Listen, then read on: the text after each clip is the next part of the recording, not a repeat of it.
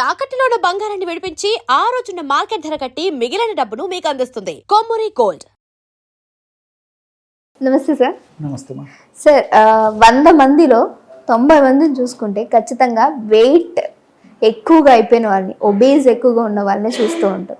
So వీళ్ళకి ఎన్ని medicines తీసుకున్నా, ఎన్ని ఎక్సర్సైజెస్ చేసినా సరే దీనికోసం ఇంకా ట్రై చేస్తూనే ఉంటారు, కానీ ఎక్కడ కూడా ఇది తగ్గిన దాకా అసలు పోనే పోదు. సో ఇలాంటి వాళ్ళ కోసం మంచి హోమ్ మేడ్గా ఎలాంటి సైడ్ ఎఫెక్ట్స్ లేకుండా కావాలి అని అంటే పాసిబుల్ అవుతుందా సార్? అవుతుందమ్మా, మనసు ఉంటే మార్గం ఉందమ్మా. సో పట్టుదలగా సాధించాలనే తపన సంకల్పం ఉంటే ఖచ్చితంగా సాధించవచ్చమ్మా. మంచి ఫార్ములా చెప్తాను చూడండి. ఇంట్లో తయారు చేసుకోవచ్చు, బయట వస్తువులు తెచ్చుకొని ఇంట్లో తయారు చేసుకొని క్షేమదాయకంగా ఆ సమస్య నుంచి బయటపడవచ్చు. దీనికంటే ముందు మరొక విషయం చెప్పాల్సింది ఏంటంటే, మరి ప్రపంచవ్యాప్తంగా కూడా గట్ హెల్త్ మీద కాన్సన్ట్రేషన్ పెరిగిపోయిందమ్మా. ఎక్కువ శాతం మందిలో వెయిట్ ఉన్నటువంటి వాళ్ళు వెయిట్ తగ్గకపోవడానికి కారణం ఏంటంటే, వాళ్ళు ఆహార నియమాలు పాటిస్తుంటారు, అదేవిధంగా ఎక్సర్సైజులు చేస్తుంటారు, చేసినప్పటికీ వెయిట్ తగ్గరు. గట్ హెల్త్ సరిగ్గా లేకపోవడం చేత ఆశించిన స్థాయిలో వెయిట్ తగ్గకపోవడం అనేటువంటి పరిస్థితి కలుగుతుందని చెప్పేసి కూడా కొన్ని అధ్యయనాలు చెప్తున్నాయి. ఇప్పుడు మనం చెప్పుకోబోయేటువంటి ఔషధము మరి ఫ్యాట్ను కరిగించే దానికి ఉపయోగపడమే కాకుండా, వెయిట్ లాస్ అయ్యేదానికి ఉపయోగపడమే కాకుండా, పరోక్షంగా గట్ హెల్త్ను బాగా ఇంప్రూవ్ చేయడం వల్ల మరి అనేక రకాలైనటువంటి మల్టిపుల్ బెనిఫిట్స్ కూడా ఇప్పుడు చెప్పబోయేటువంటి ఫార్ములా వల్ల కలుగుతాయమ్మా.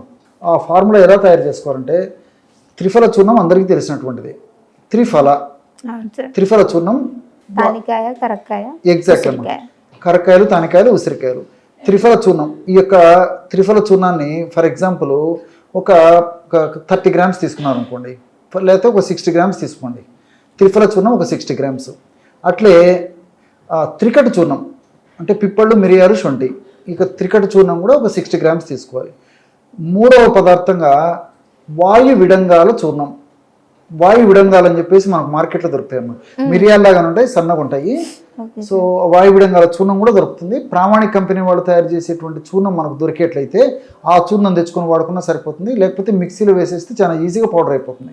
వాయు విడంగాలకు కూడా ఈ యొక్క ఫ్యాట్ తగ్గించేటువంటి అద్భుతమైనటువంటి ఔషధ గుణాలు, రసాయన తత్వాలు ఉన్నట్లు పరిశోధన ద్వారా కూడా నిరూపితమైందమ్మా.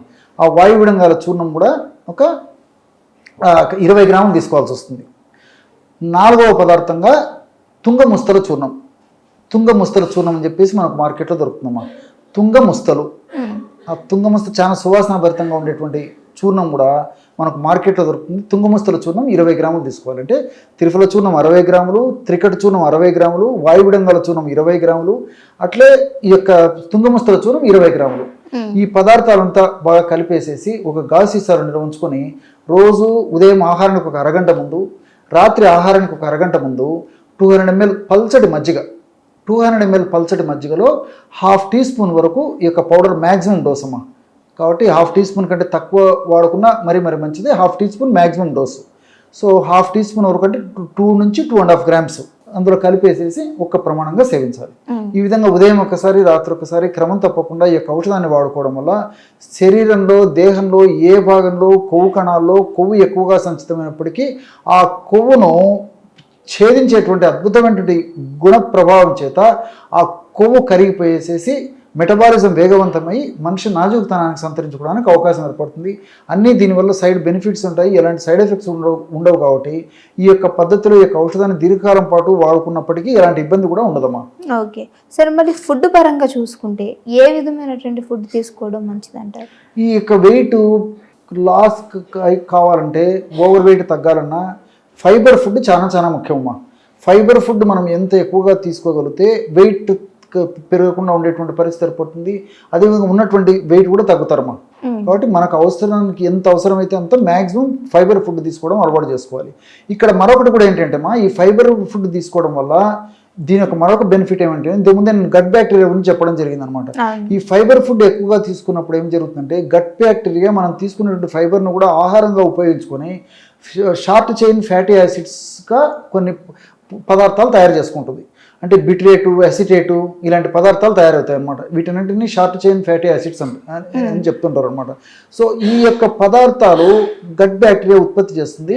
ఈ యొక్క పదార్థాలు వెయిట్ పెరగకుండా ఉండేందుకు, వెయిట్ను ఆ ఫ్యాట్ను కరిగించేందుకు ఉపయోగపడతాయమ్మా. Okay sir. So gut bacteria వల్ల కూడా ఆ బెనిఫిట్ జరుగుతుంటుంది అనమాట. కాబట్టి ఫైబర్ ఉన్నటువంటి ఆహార పదార్థాలు తీసుకోవడం వల్ల మరొక ప్రయోజనం ఏంటంటే మనం తీసుకున్న ఆహార పదార్థాలు ఉన్నటువంటి ఈ యొక్క కార్బోహైడ్రేట్స్ ఏవైతే ఉన్నాయో ఇవి త్వరగా ప్రేగులు జీర్ణం చేసుకోకుండా ఉండే దానికి కూడా ఫైబర్ ఉపయోగపడుతుంది. కాబట్టి ఎప్పుడైతే ఆహార పదార్థాలు త్వరగా జీర్ణం కాకుండా నిదానంగా జీర్ణం అవుతాయో అప్పుడు ఆ పదార్థం త్వరగా ఫ్యాట్ కింద కన్వర్ట్ కాకుండా ఉండడానికి అవకాశం ఉంటుంది అనమాట. కాబట్టి ఫైబర్ చాలా ముఖ్యం. కాబట్టి ఫైబర్ ఉన్నటువంటి పదార్థాలు అంటే ఆకుకూరలు కానీ, కూరగాయలు కానీ, డ్రై నట్స్ కానీ, డ్రై ఫ్రూట్స్ కానీ, అదేవిధంగా ఈ వెజిటబుల్స్ కానీ వీటిలన్నింటిలో కూడా ఫైబర్ విపరీతంగా ఉంటుందమ్మా. సో వీటినన్నింటిని కూడా మనం అవసరాన్ని బట్టి వాడుకోవచ్చు అనమాట. ఈ విధంగా ఫైబర్ ఎక్కువగా తీసుకోవాలి. అదేవిధంగా రెండవ పద్ధతిగా ప్రోటీన్ ఉన్నటువంటి ఆహారం కూడా బాగా తీసుకోవాలి. సో ప్రోటీన్ ఉన్నటువంటి ఆహార పదార్థాన్ని తీసుకోవడం వల్ల కూడా వెయిట్ పెరగకుండా ఉంటారు, కండర బలం బాగుంటుంది. కానీ మరి పూర్తిగా చాలామంది మీరు గమనించి వెయిట్ ఉన్నటువంటి వాళ్ళలో నీరసము, నిస్సరణ, బలహీనత ఇలాంటివన్నీ ఉంటాయి అనమాట. అంటే కండరాలలో బలహీనత ఉంటుంది. సో ప్రోటీన్ ఫుడ్ వాడుకోవడం వల్ల ఈ కండరాల బలహీనత తొలగిపోతుంది, కండరాలు బలంగా, దృఢంగా, శక్తివంతంగా తయారవుతాయి. అదేవిధంగా వెయిట్ లాస్ అయ్యేదానికి కూడా ప్రోటీన్ చాలా అవసరం అనమాట.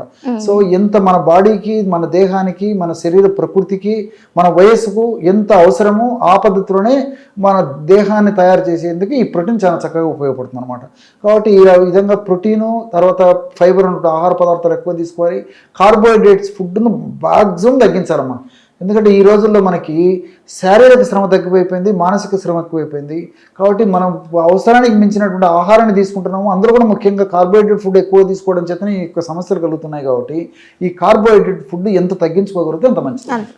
ఓకే సార్, చాలా చక్కటి ఇన్ఫర్మేషన్ ఇచ్చారు. చూసారు కదా, మీరు కూడా ఒబేస్ ఎక్కువ అవుతున్నట్లయితే ఎలాంటి సైడ్ ఎఫెక్ట్స్ లేకుండా ఆయుర్వేదిక్లో ఓ చక్కటి చిట్కాని వీలైతే మీరు ట్రై చేస్తే డెఫినెట్గా కామెంట్ చేయడం మర్చిపోకండి. Thank you sir. నమస్తే.